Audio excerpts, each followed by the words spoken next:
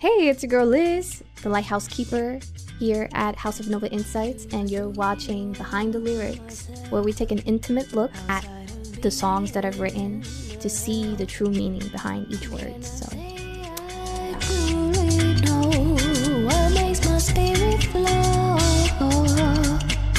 it has been many years of stuck in cycles of the past, breaking free, I'm a rebel. From these lyrics, you can already tell that you're not coddling anyone, and you are challenging the listener's narrative about how they view their experience of their past hurt. I wonder, for the person who may be listening to this song and who feels entirely justified in their anger, why is it important for the individual to flip the mirror back onto themselves instead of focusing on what the person did to hurt them? It is so important to flip the mirror back at ourselves when somebody did something wrong, because it ensures that our healing is not dependent on the other person changing. Oftentimes, when we are angry and we are hurt, we want some form of vindication to validate that what we went through was fucked up and it wasn't deserved. And to be quite honest, from what I've learned, a lot of that vindication is just for us to acknowledge within ourselves that we didn't deserve it and for us to move accordingly.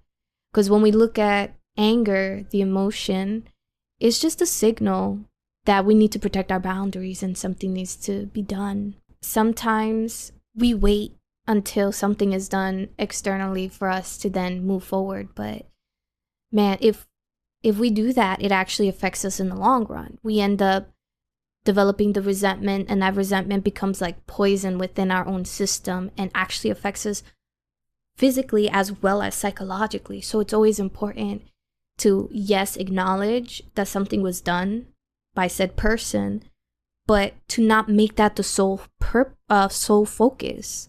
Because while it's fucked up that they did what they did, it's our responsibility to heal and move on from that experience, you know? Now in this section, we're starting to see some really cool wordplay where you're saying, get over him, go over it, and go within. Now we're aware that your audience tends to be notorious overthinkers and heavy intellectualizers.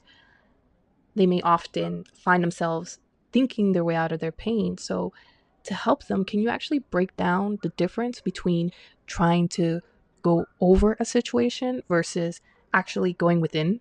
Okay, for this one, trying to get over it versus going within. Going over it is like analyzing over and over again what somebody did, replaying the stories, retelling the stories, focusing on the other person and why they're fucked up, and figuring out why they did what they did.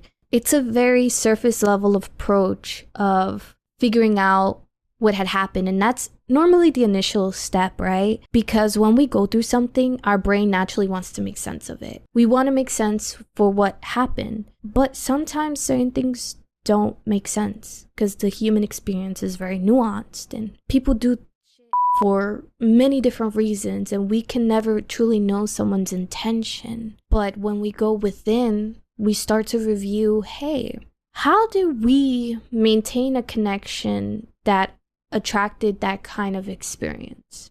Because as somebody myself who has been through domestic abuse, I recognize that there were times where I would see red flags, but I would ignore it because I was afraid of walking away.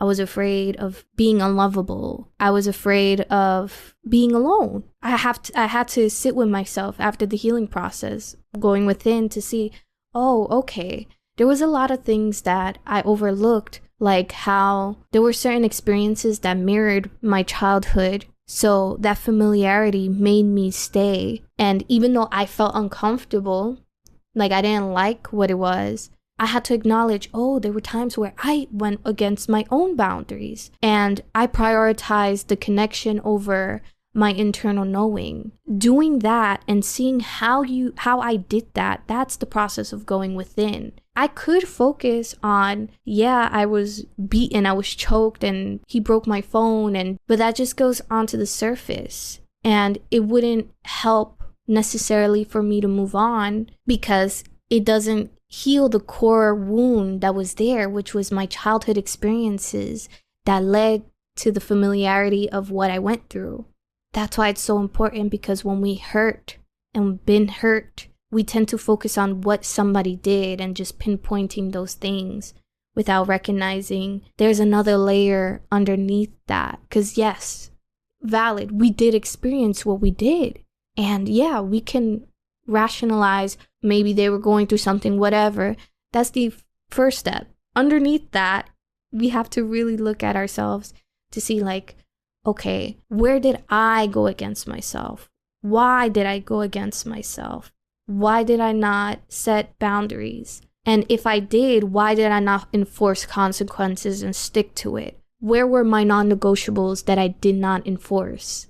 Why was I afraid to enforce those things? Why would enforcing something and being afraid that they would leave be more important than me feeling safe? Like, just thinking of those questions is going within. And it helps with the healing process, because then when you experience certain things like that again, it won't go over your head. You won't dismiss it next time around because you're healing the core wound. But we've gotten to my favorite part of the song because of the imagery that is created when you say, sipping on poison he gave you by staying mad at him. This part talks about how resentment tends to lock us in a cage of our own making. And I'm just curious to know, when you wrote this, was there a specific moment in time where you started to realize that you were actually making yourself sick by holding on to that anger? Yeah, I've definitely experienced moments in where holding on to anger affected me. And the crazy thing is that for me in particular, I didn't know I was angry. I didn't know that I felt so much resentment because I guess I dismissed it. And what it ended up doing was it led to addictive behaviors like workaholicism. I don't know if that's the word. I'm making up shit. But yeah, I became like a workaholic. Then at a certain point, an alcoholic. Then I was addicted to weed, addicted to relationships. I was just doing all sorts of things to not face the fact that I was angry. There was things that people did that I did not like, but I kept dismissing it. And then I got into this whole victim mode of, why is it that everybody does da da da da da? To then end up realizing that, bro, I keep people around that keep doing and that's on me. That's on me. I'm not enforcing certain boundaries. And boundaries is not necessarily for me to tell somebody, don't do this. Boundaries is for me to know what I need to do if somebody does that. You know, because the other way around, that's a rule. I would tell people, don't do shit.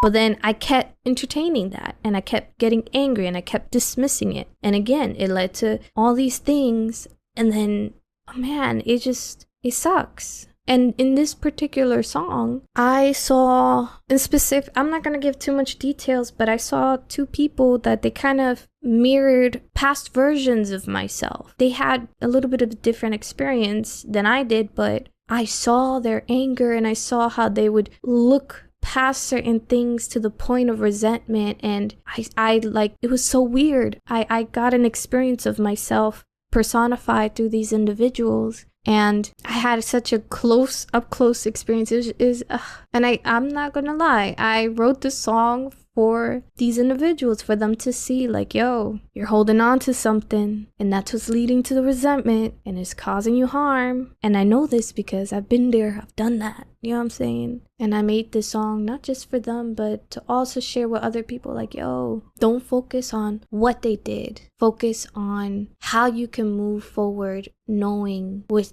a new level of awareness what you overlooked and why. And that helps a lot. Because then you start to realize the power was always in your hand.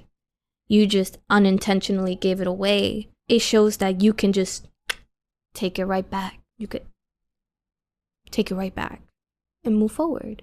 But yeah, hopefully that's seen through the lyrics. You know what I'm saying? But we have taken an intimate look behind the lyrics for my song Go Within. If you made it this far, I present to you a live bedroom version for you to enjoy. And if you gain anything from what I've shared with you today, make sure to subscribe, plus check out the link in bio to stay connected for more.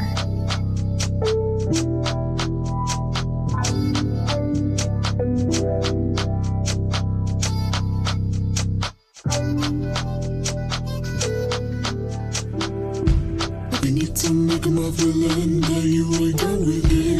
Cause you're carrying all this pain, like that you cannot win. Know you wanna get over him, but you can't get over it. You try to go over it. Go within, no, go within. Go within. What you trying to hold on to? Those walls blocking your healing. Sipping on poison he gave you by staying mad at him. Girl, what you trying to hold on to? Those walls blocking your healing. Sipping on poison he gave you by staying mad at him. Go within. Go within. Go within. Go within.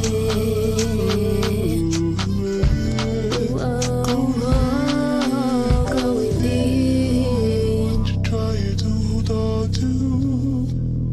Those walls blocking your healing.